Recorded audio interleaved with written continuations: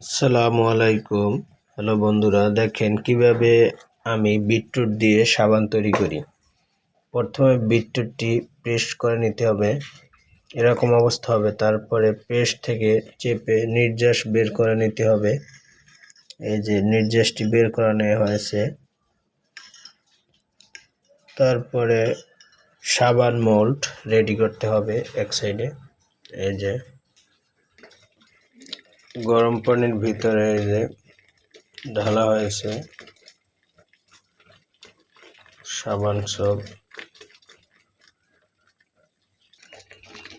এরপরে আস্তে আস্তে নির্যাসটি সাবান সোপের ভিতরে ঢালা হয়। দেখেন কিভাবে মেশানো হয়।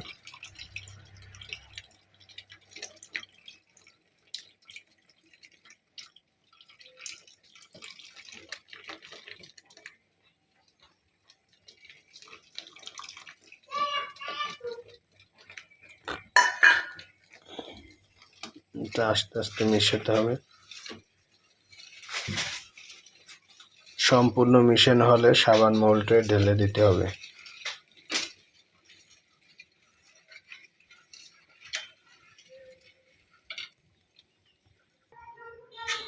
এরপর দেখেন কিভাবে সাবান মোল্ডের ভিতরে ঢালা হয়।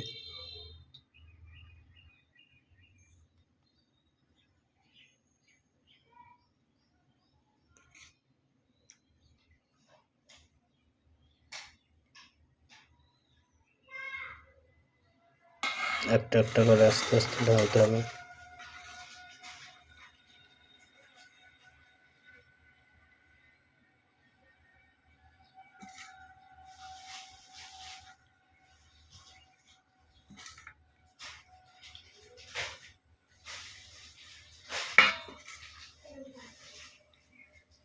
এভাবে ঢেলে নিতে হবে।